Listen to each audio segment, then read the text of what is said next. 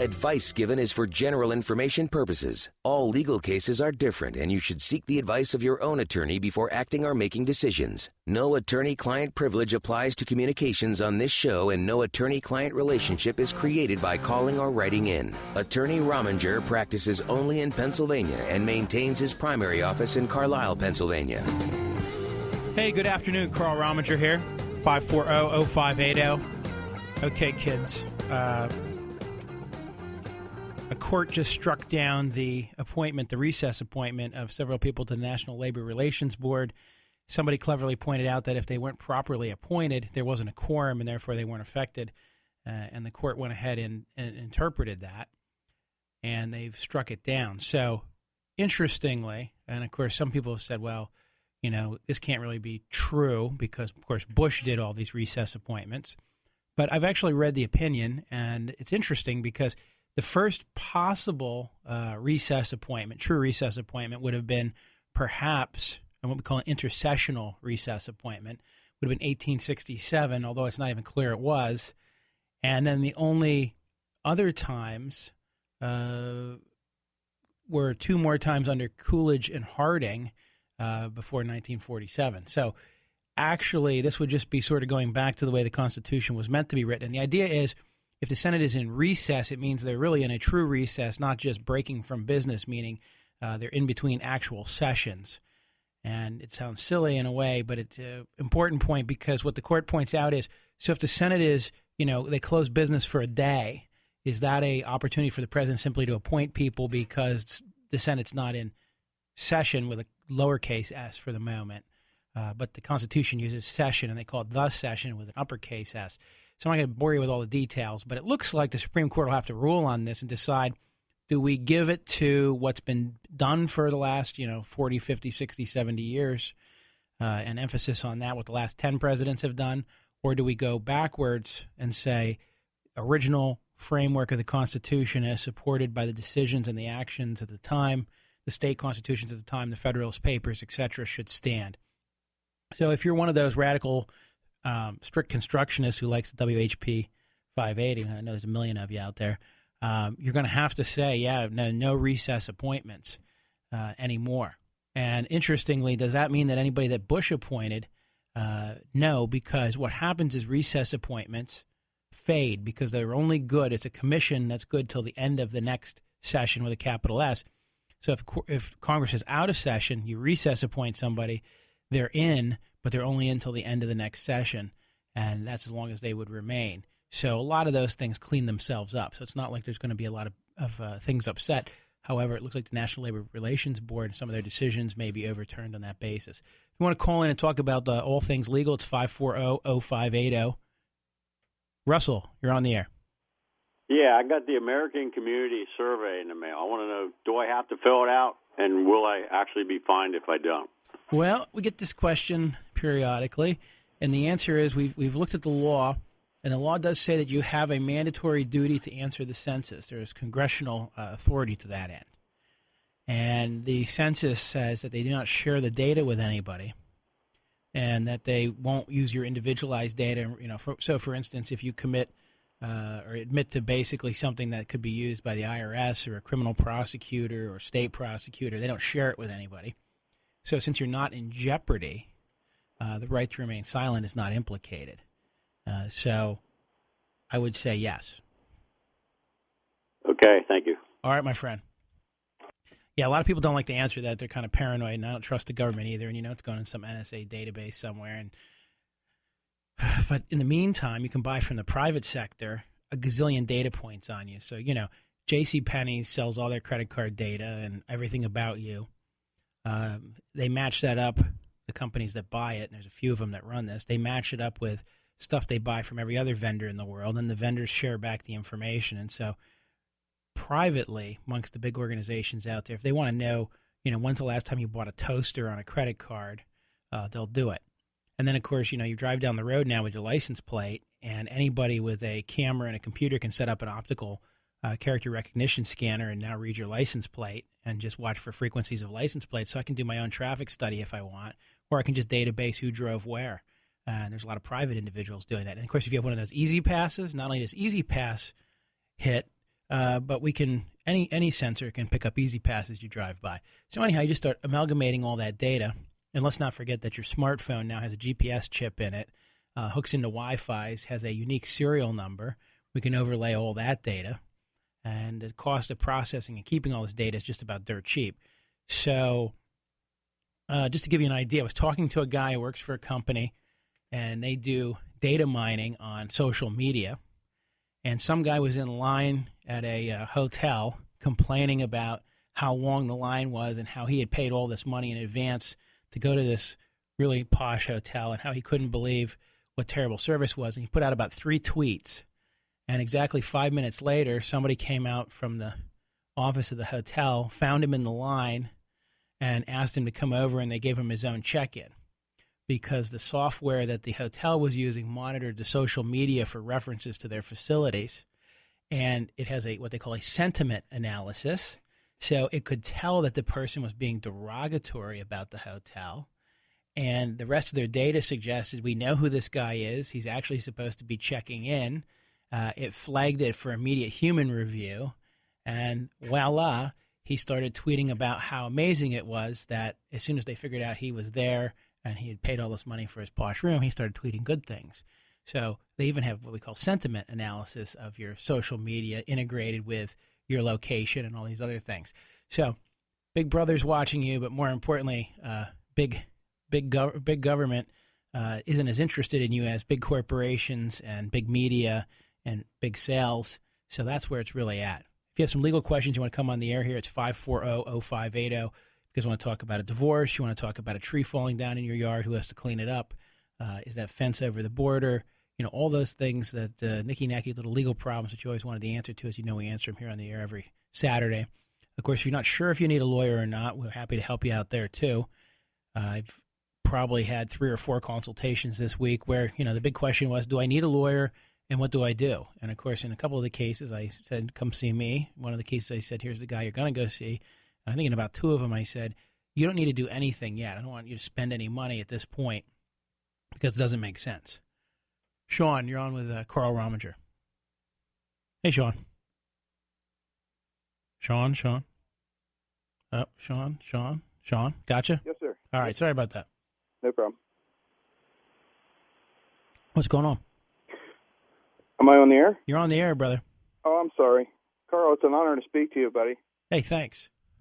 Hey, my question has to do with confidentiality and intellectual property, and the two of those to me are a little muddy anyway. But okay. My question concerns where do they apply? For example, if you have a concept that isn't able to be patented, for example, so it's more of a concept, mm-hmm. and you go for funding to a bank for a loan, for example, are those employees bound by confidentiality or intellectual property?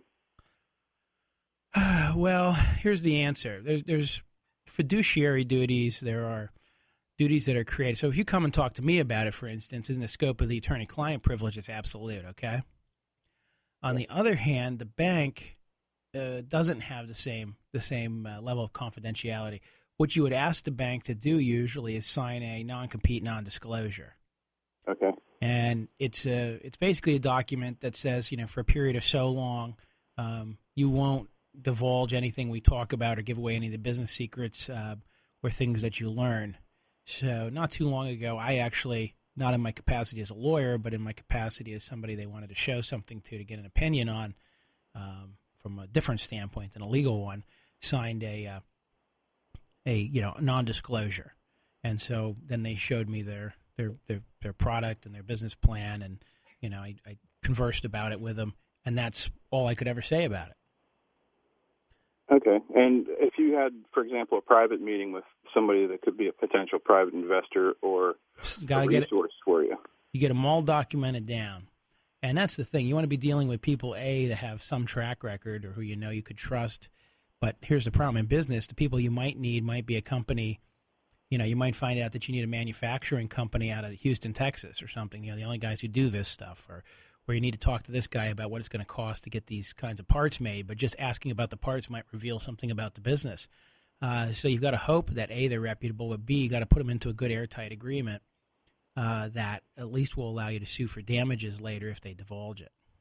And do those agreements, if you're meeting on, I would say, a small time level, like a private level, do they have to be notarized? They don't have to be notarized. No, all a notary stamp does is prove that the person who signed it signed it.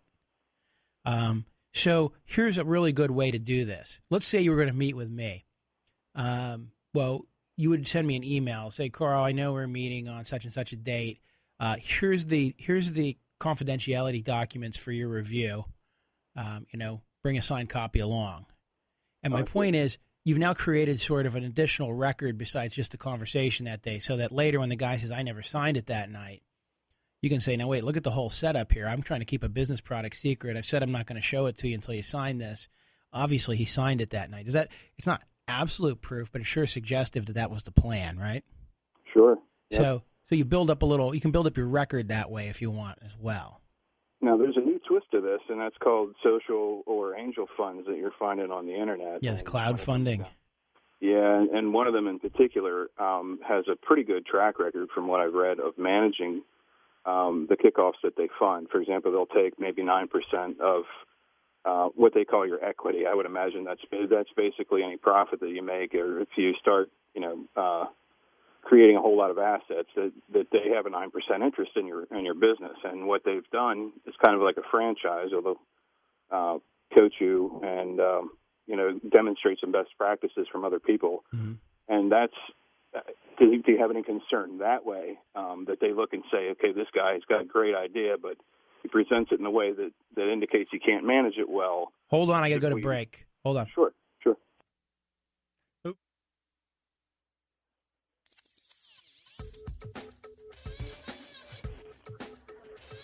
Hey, welcome back. Carl Rominger here answering your legal questions. R.J. Harris, what are you up to? Hey, I got to tell you, I'm at the Pennsylvania Auto Show, and King Roboto just came out, Carl. I snapped a picture of him. I'm going to upload it after this break up to Facebook. You've never seen anything like it. It's how tall is he, Sean? 8 foot tall. For that, he sings, he dances. I mean, this is one of the really cool things we got going down here at the auto show. But he looks like he could demolish Arnold Schwarzenegger's Terminator. Sure, absolutely. I mean, he's big, and but he's actually pretty friendly, and he likes to interact with kids, so we want you to really come down and check it out. What are the show hours today and tomorrow? Runs tonight until 9 o'clock. We also have Jimmy Riffle of the Gator Boys here until 9 o'clock tonight. Plus, we've got over 600 cars and trucks on display. Yeah, I've had a chance to walk the show. It's awesome. We're here in Luxury Hall, and it's just that. Every luxury automobile under the sun, but we even have certified pre-owned down there. That's right. We've got certified pre-owned. We've got new cars. And if you see a car you like here at the show, you can come, you can talk with the sales representatives, make a deal, and take it home the next day. But a lot of fun. Again, just a ton of fun for the family. You can get the tickets at the door. Right. You can also buy them online at autoshowharrisburg.com and save $2. Okay. Again, the hours today and tomorrow. Runs until 9 o'clock tonight, and then 10 a.m. to 5 o'clock on Sunday. All right. And I'm R.J. Harris. Come on down, Carl. You'll be excited to know that I have WHB Morning Show combs here. Oh, very nice. Huh? I could use 2 of those. Well, you know what? I'll give you a black one and a red one because you are who you are. Thank you, RJ. Talk to you in a bit. Yeah, bye. Oh, boy. Actually, when he puts that up on Facebook, I'll share it so we can take a look at it. And if you haven't friended RJ Harris on Facebook, you should, just so you can get in on, I always like to see what bevy of girls he's hanging out with and drinking wine with on any given night. Jay, you're on the air. Is this me, Carl? Yeah, how are you? How you doing? Good. Boy, I was going to ask you, if you were a more liberal lawyer, would you be working for RJ? I don't know. Hey, there's a lot of things I'd like to ask, but I missed you this week when you were on for Durgan, so I'll stay off of that and stick to the legal aspect of something. I didn't really read about this, but I heard about the class action suit that somebody's bringing against Subway because they say their footlongs aren't really a foot long. I don't know if you've heard anything about that. What are they, 11 3/4? Yeah, something like that. And they point out, of course, that this is not necessarily a literal, thing. And I have to read more about it because I loved it. They're suing them for $5 million. Now, who they is, I don't know. But if it's an individual trying to get some money in a settlement or something, and I just thought, to me, that's a very frivolous suit. And I know it's my opinion as to whether it's frivolous or not. Like I said, I need to see why. But if it's somebody just coming up with this idea and measuring these things and trying to make an easy buck out of it, I don't know. This is kind of stuff that I find very Hard to believe in our legal system. According to Subway, I've just pulled this. According to Subway, sometimes when they don't cook the bread the same way, it's a little shorter. Yeah. So somebody going to sit there with a yardstick or a ruler and measure it? I mean, what's the point? Is this coming from another company, or is this coming from some individual? This is coming from, here's how crazy I am. It wouldn't surprise me if we learned someday that Subway paid somebody who hired somebody to sue themselves. I mean, that's how the world works. For the PR, yeah. But that's, do you ever notice, when you go fishing with a guide, anybody that's ever fished with a guide knows this, when they throw that fish down there, and if say there's a 15-inch limit, right? If that fish isn't like 15 1/4, it's going back. Yeah. Because everybody goes, you get that little. So now when you show off your shotgun barrel, right? You can show it down to 18 inches. Nobody saws it down to 18 inches. They saw it down to 18 1/4. And the reason is you want that little extra nib on there just in case there's a bad measurement later. So this sounds like much ado about nothing, but you're right. It was kind of silly. And I don't know. They're probably using some kind of state statute where some legislature somewhere said, if you advertise something and it doesn't match the exact specifications, then you owe statutory damages of X per incident. So then you go and say they sold 800,000 subs to, 600,000 people, and each person's owed $100. So well, I'm sure the fact that it even made the airwaves last night on WE, I forget one of the channels, that just tells you it's not real news, but it's a feature and it's getting their name in, somebody's name in. So I thought that was, I said, it's hard to believe what our legal system, or it's not our legal system so much, it's our circus of life has come down to. And of course, again, maybe I'll get with you someday and talk about the things I really want to, but I didn't want to open that can of worms, because if I have to hear about an hour and a half of the same stuff, it can get kind of boring, and that's what I heard on WH. And I'm on one side, you're on the other, but frankly, that's all I've heard for the last 3 weeks or whatever time, with the gun stuff, and and everybody's calling has the same opinion pretty much. Right. So it gets can be boring radio. I think there's a maxim in I just want to come back to your footlong for a second. De minimis, let me think about it. De minimis non curat lex, I think. Which I'm probably butchering my Latin, but it basically means the law doesn't trifle or deal with tiny things or small things. And I would think that would be the basis of the defense if I were Subway. Yeah, well. There is a concept in the law, however. I mean, it's an old maxim that we don't fool around with small things, and so sometimes we'll just say that a matter is de minimis. Obviously, in criminal court, the district attorney goes ballistic when you start arguing something's de minimis. And in civil court, obviously, the aggrieved party. But this is one that reminds me, remember when they tried to sue Taco Bell a while ago and said their beef wasn't beef or something? Then they backed off of the claim. But this one sounds like Subway's kind of come out and said, well, it's possible they could be a little less than a foot long. But here's the other thing. Apparently, if it's just a baking issue, then you're still getting the same amount of wheat. It's not like they're shorting you on the wheat, right?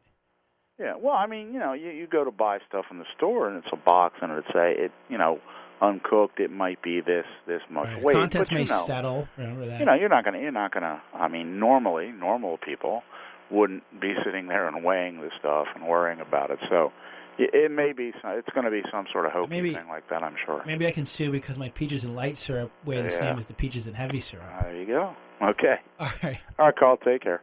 540-0580. Yeah, there's just a concept out there, the idea that de minimis, but I tried to butcher the Latin, but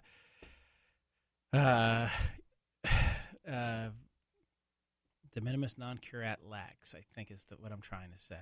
But the idea is we're not going to trifle with small things. We're not going to deal with small things. Interestingly, there's probably a statute, and this will be one of these consumer protection statutes. Remember, everybody always wants a statute. They want the legislature to do something to protect them. So they'll pass a law that says in each instance, so each junk fax is worth $1,000 if you can find the guy who sent it. But they're usually from some country where there's no recourse. But each junk fax, for instance, is worth $1,000 plus statutory damages. Or here's one that was passed a few years back. If you're a bar and you show a prize fight on pay-per-view, you have to pay the pay-per-view fee plus treble damages, plus a statutory fee, plus the attorney's fees of the guys who collected it. So, for instance, back in the day when pay-per-view was obviously huge, is pay-per-view still big, Shane? Is it still some... I think only for certain things, I think people really get into it, but I can't say it's really all that big anymore, because you can basically find everything online. Right.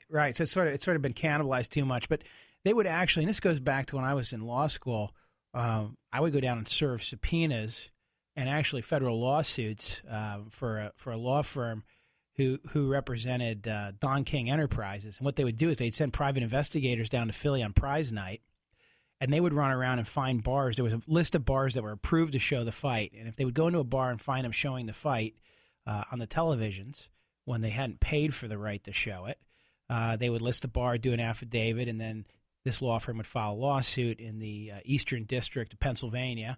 I would take down like 40 of them, stamp them in, and then I would drive all around Philadelphia to the scariest, worst areas of Philadelphia. Like imagine all the places your mother told you never to go in Philadelphia, which is pretty much most of it. And then I would walk into the bar and tell them they've been sued. And, people say, yeah, we're going to get shot. I'm like, are you kidding? This pays really well. So, but yeah, and then they would recover. But the damages were draconian because there was a statute. And that's the same idea. I'm sure if we can look this lawsuit up, we're going to discover that there's going to be like a nip of $100 or $1,000 or something plus attorney's fees for every sub that was a false advertisement. Because, I expected a foot long and I only got 11 3/4. And hey, what can I say? Be back after break.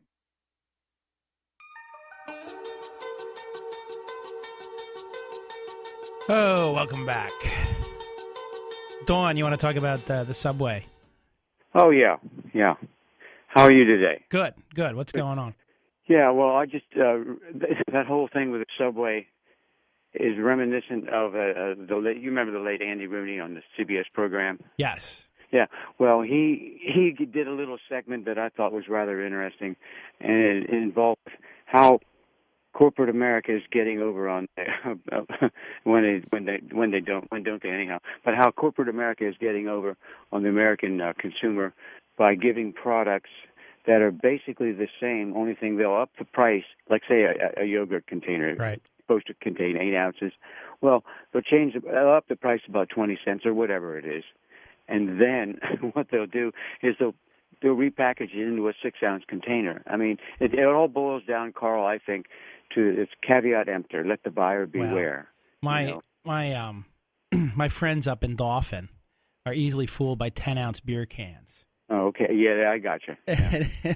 And I'm like, you guys are drinking 10-ounce beer cans, and you're paying basically the same price as you did for a 12-ounce beer can. Well, but there's more in a pack. Yeah, really. I just wanted to bring that up because that whole marketing and philosophy seems to be prevalent throughout the American and any industry that we're involved with. As consumers, we actually need.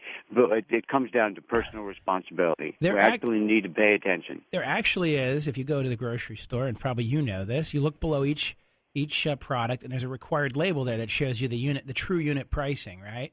Correct. I guarantee you, most of our listeners, of course, probably have looked at that at some point, but do you ever actively compare the products by the true unit pricing? Because that's supposed to get around all the different packaging schemes and show you the true net price per unit. Well, I'll go along with you there.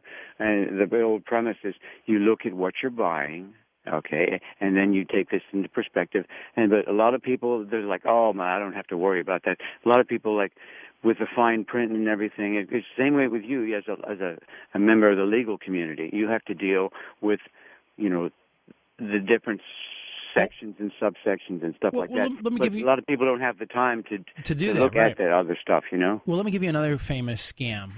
The old days, these fruit roll-ups. Right. They would tell you, hey, Mom's first ingredient's fruit, because you have to list the ingredients. You have to list the ingredients on a product in the order of quantity, okay? Right. So this is what they have. It goes strawberries, sucrose, fructose, high fructose corn syrup, modified corn syrup, and something else. And so the next 7 ingredients are all sugar. And or some sort of chemical with like 20 different letters in the title. Yeah. But the fruit roll-up's literally 80% sugar and 10% fruit, okay? Right. But because they just broke out all different kinds of sugars into the recipe, they can say fruit's the first ingredient or the largest ingredient, although turns out not to be the main ingredient. And so that's how these truth in labeling things can really, really be manipulated. So anyhow, I just mentioned that, and I'm just going to invoke Andy Rooney for one more second. He had one years ago where he shows all the cotton in the top of the pill bottles, and his suggestion was, what is it with all the cotton one? But then he pulls out the one, and he's like, "There's no cotton in here. I guess the pills are cheaper than cotton." All right, Carl. All right, I just thought I'd chime in there. You have yourself a wonderful day. All right, you too. Take care. Brian, you're on with Carl Rominger. My talk line number is 540-0580. What's going on, Brian? Litigating a case pro se in county court for a warranty of merchantability item under the Uniform Commercial Code. The thing's been moving at a snail's pace, being jerked around by the manufacturer. The item is a television. Finally, the company came and they said, let's try to settle this. We hammered out an agreement, back and forth. I sent a signed copy to them, and it was certified mail, and they lost it, which pretty much was the end of the line in terms of frustration. It's plodding along in the county court, and I'm getting some satisfaction there even with motions for contempt and so forth. But if I wanted to reach out to a class action attorney, how would you suggest I would do that? What you would do is you sit down with an attorney and say, here's the issue I've developed, and here's why I think it affects everybody besides me. In other words, for a true class action, what we're looking for is one or more people, or more than one person to make it a class, that is equally situated with the same facts, and we're all harmed basically the same way. All right. I saw one years ago where a lawyer had somebody come in and he looked at his gas lease for his oil and gas thing and determined that he wasn't being paid his royalties correctly. And then they realized that the company had, say, leases up in that area, Pennsylvania, with, say, 1,000 different people, and they were able to create a class action out of that and get everybody's years of payments back. So that was like a small class. On the other hand, sometimes you have classes of millions, like when it's a large company which sells a consumer product across the land. And the problem with class actions are the average law firm is not going to, so here's the deal. I have to mail everybody in the class, right? Notification, or I have to do something. So the expenses of running a class action are usually very high. So usually what would happen is you found a lawyer. If you could identify a class, then you would usually try to go then to a firm that aggregates these class action lawsuits and is happy to put the money up for them. I need to find a hungry class action attorney. Well, I don't need a hungry one. You need to find one that makes business sense to them. All right? Okay. The other thing is there a statute of limitations? This product was discontinued in 2007. Is there statute of limitations that apply to, let's say this was a series of televisions that were manufactured for 5 years. Right. Is it beyond the time horizon? Statute of limitations kicks in when you knew or should have known you were harmed. 2 years for torts, 4 years for contracts generally. Maybe some longer ones depending. Uniform Commercial Code, warranty of merchantability. I think that's a 4 or 6 year, but I don't think it's any longer than that. Okay. But then again, so it may be beyond the window. But it may not arise until you know the defect. And so here's my point. Let's say I give you a 5-year guarantee. Say this product's absolutely good for 5 years. Well, I guess it doesn't kick in until it fails, till it breaches the warranty, right? Correct. So your statute would run from then. And what's unique about this is they never revealed that there was a limited warranty in the advertising material. So that's basically the flaw in their limited warranty. It's buried in the box when you get it home, but if you go to the web, looked at their advertising material, they never told the consumer up front. Well, that's there was any limitation. That's the interesting question. I mean, that was from law school. The professor used to say, and the limited warranty is in the glove box of the car after you buy it. Right. Is that adequate notice? How does that work out? And that could be a factual question, right? Because where did we place it? How easy was it to find? Were you alerted to it? So there would be 110-pound television arrives off the back of a tractor trailer. That's the first notification as a consumer you get. So I'm getting the ear of a good judge. He's seeing it and being very fair in my opinion, but It's just taking forever, and I'd like to get them some more heat applied to them in a greater extent. for them to feel a little more pain than just dabbling along with, some jerk in Cumberland County. So Gotcha. All right, Brian. Sounds interesting. Appreciate it. All right, 540-0580. Gary, you're on the air. Hey, Gary. Hey, how you doing? Listen, thanks for taking my call. I live in an 800-square-foot apartment.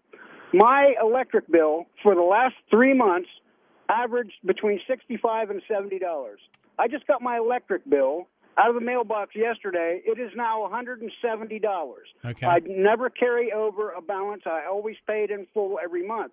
I called the electric company up. I said, hey, what is the deal? They said, it is based on the usage of the previous tenant. I said, no, I don't want that. I said, I want to pay for what I actually used. I'm sorry, we can't do that. I said, well, that's against the law. And they said, no, it's completely legal. So, in other words, what they're saying is, my electric bill is based on the previous tenant. The next tenant's electric bill will be based on my usage. And so they're always going to be paying the higher price for the electric. I'm going, what is Gary, going on? Gary, let me ask it this way. What Okay. did they use an estimated meter reading? Is that what they did? They had both readings on the same bill, estimated and actual, and they were both. It averaged out to. I mean, their math was correct, but they said I went from using 560 kilowatt hours for the average month prior to 1,334 kilowatt hours. How long have you been in this apartment? I've been here 8, 9, 10 months. Okay, interesting. Is that legal? Well, you know what? Here's the answer. I don't know. I would call the PUC, Public Utility Commission, and talk with the guys there. Okay. They will be able to tell you, A, how appropriate that is, and B, if it's not, what you need to do to remedy it. But it would seem to me that they should be billing you on your actual electric usage. That's what I thought. They're allowed to estimate your usage if they don't get a meter reading. Oh, absolutely. But then they have to make an adjustment later when the meter confirms or shows a higher or lower amount. Right. And that makes sense. So, but you're saying they're just trying to average the two and say you should pay the average. Right. They keep telling me, and I've talked to them 2 times now, they say, no, it is based on the usage of the previous tenant. Well, the previous tenant may have had 10 people living in there. Right. And No. Right. I understand that entirely. Just because it's 40 degrees in there right now and you cooked your food over a sterno doesn't mean you should have to pay what the old guy did. I understand Absolutely. That's what I'm getting at. All right, my friend, call the PUC because they are the experts. Thank you, sir. I appreciate it. And they're very my responsive, by the way. They're one of those government agencies that when they deal with consumers makes you kind of go, wow, government can sometimes do things. Yeah, really. What a shocker. All right. Thank you, sir. I appreciate it. Got to go to break, 540-0580.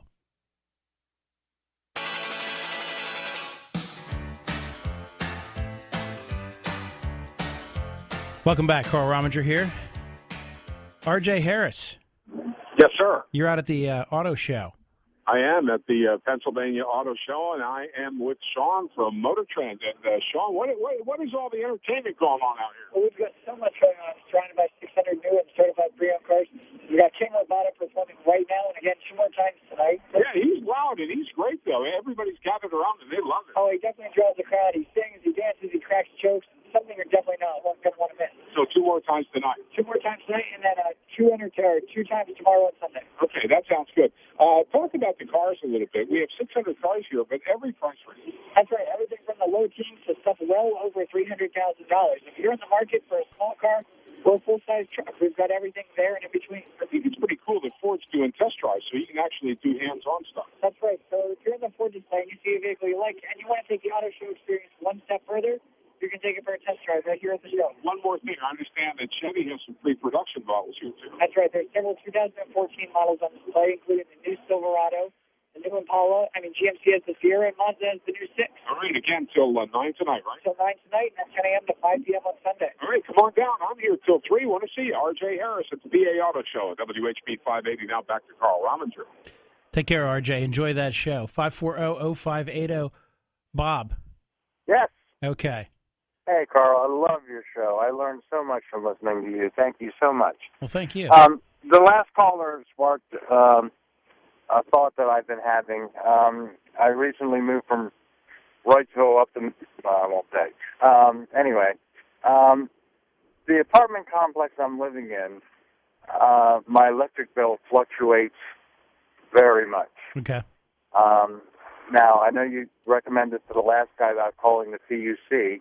I had made some phone calls, and I found out that where I'm living is not governed by the PUC. They actually buy their electricity from the borough. But my question is, and what I found out by calling the borough is, where I'm living is the borough is charging the complex, let's say, 0.12 cents per kilowatt. But I don't get an electric bill every month. I pay it directly to the apartment complex. Right. But they're charging me like 15, 16 cents per kilowatt. So, I mean, I looked at my bills, and on a monthly average, I'm paying $40, $50 a month over what they're paying for electricity. Well, it depends what your lease says, right? Well, I've looked at my lease. There is nothing in my lease about them charging me a surcharge or a handling fee, anything like that. Well, but there's nothing in it that says that they're going to pass it through at the same rate either, right? No, it doesn't say that. And you don't pay to the borough, you pay to them. Correct. And, I mean, they're allowed to make a profit, so I don't see the issue there. So they are allowed to charge me more than what they're paying for electricity? Well, let me ask it this way. I'll just tell it this way. Let's say they rewrote the lease and said, we'll pay all the utilities. By the way, your rent's going up. What's your monthly average on electric? By that much. Well, actually, the complex I'm living in used to be all-inclusive. Right. They changed it a couple of years ago. Right, but you see what I'm saying is I can bill you anything I want to stay in the place. And I can pay the utilities, and I can mark them up any way I want. Okay. So all I'm trying to say is that I don't see that as illegal, but it's good to know. Now, what's more interesting is there is an act out there about landlords making you pay for any power that's used for the common areas. Okay. So you need to be on an individual meter where nothing is outside of your premise. Well, we're on individual meters. I know that when they switched things over a couple of years ago, the electric company came in and said, hey, we'll install meters for you. And the complex said, no, we're going to buy our own. Right. So they bought their own. Now, it's interesting because for some reason we didn't get an electric bill this month until yesterday. Normally it comes out like the first week of the month. And the bill says, this is your electric charge from December 1st to December 18th. Uh-huh. So now they're splitting the bills up. Now, what I've also found out is, I live in a townhouse which has 10 other townhouses. Right. The borough bills them based on the usage for that whole block. And then they send us individual bills. Interesting. And it has fluctuated anywhere from $70 a month to $300 a month. And my usage is somewhat consistent. I mean, obviously it was cold this week, so I expect my next bill to be a little higher. But, I mean, it just all seems so bizarre. Nobody comes by to read the meters. So I'm assuming they're taking readings from the office. But the whole thing is just very strange. It's just something I've never been exposed to before. Right, that is interesting. So anyway, I thought, if they were charging me more than what they're paying for electricity, to me that sounded illegal, but you're telling me it's not. I don't believe that to be illegal. Because they're not representing that you're getting it at that price. I mean, there's nothing that says we're passing it on at the exact cost. That would be different. That'd be a misrepresentation. Well, it changes every month. The amount they're charging me changes every month. The per kilowatt hour. Yeah. That might be a little fishy. Well, I had actually called the Attorney General's office, and they were telling me to file a complaint. I just, wanted to call you and see if I needed to go through all that, hassle if there was nothing that could be done. But yeah, no, but now that's a little different though, because that's a problem. Does that make sense? I mean, in other words, yeah, if we're charging you different amounts, why is that varying? I would be a little suspicious about that. Yeah, I mean, I'm sure the borough isn't changing it every month. Well, that's the other thing to check, maybe based on usage, and then how they're metering it. Do you know what kind of meter system they're using? I do not. Okay. But also, if they're using their own meters, wouldn't they have to have some kind of calibration? Right. Yeah, and we had this issue years ago. I had represented a guy who said my electric bill is just wrong. He's like, he's back on his rent, and he's saying I can't make my business work. I'm having trouble with it. And he's my electric bill's wrong now, and he's like, I've been losing all this money on this electric. It's terrible. And ends up turning out when the landlord was getting upset about back rent. Well, when we looked into the back electricity, the tenant had called in somebody who looked over the metering system and said this meter's doubling everything. Oh my! Because it was wired wrong. Mm-hmm. But the guy that owned the building also owned a company that supplied electrical equipment. So, so there was a question on whether that was an accident or not. Yeah, there was a conflict of interest. It was worked out. Okay, it was eventually worked out. But here's the question. I'm just saying. What really went on there. So that would be interesting too, is to know what kind of meter you have and how they're breaking this down. I mean, because you do get like discounts above. I've looked at electric bills or gas bills where, for the first BTUs or the first kilowatt hours, it's X. And then for the next, it's X. So maybe they're just doing an average rate every time based on the total usage for the building. But it would fluctuate like $150 over a month? Doesn't seem right how many units are in this place? About 10. Interesting. Yeah, so I would think that would average it out a little bit better, wouldn't it? And I tell you, it's weird. People are moving out because a lot of people are upset over this, and it seems like when people move out, my electric bill goes up. Now, if that's the case, we may have actually. If that's the case, you might be able to skip the Attorney General's office, because if we can show that you're paying for somebody else's electricity, there's a statutory action that allows you to recover all the money you paid plus attorney's fees. So, interesting. Might be worth investigating. Maybe I should call your office. Yeah, come see me. I actually have one of these going right now. Yeah. Okay. All right, my friend. Maybe, I appreciate it. I love your show. Maybe you'll be the new super of the building when it's done. All righty. All right. Bye-bye. 540-0580. Tony. Hello. Tony. Hello. Tony. Yep, you're on the air. Tony here. You're on the air. Yeah, Carl, I wanted to tell you, according to the PUC regulations with electrical, when you charge, you're not permitted to add anything. You can only charge what you pay for electricity to a tenant. Yeah, and this was outside the PUC, though. Oh, how could that be? Because it's a borough. PUC already said it wasn't in their jurisdiction. Yeah. Okay. I'm sorry. I guess you know that then already. Yeah, but no. It's good. It bears repeating, which is that the PUC does have a pass through, but you can get around that by simply not offering to give people their individual electric and just charge more than what they're going to use. Correct. Yeah. Which is why leases sometimes are tricky, because if the landlord offers to pays for the services, but you don't use a lot of them, it might not be a good deal for you. Correct. Yeah, only if you meter it. When you meter it, you're not permitted to charge more than what it costs you.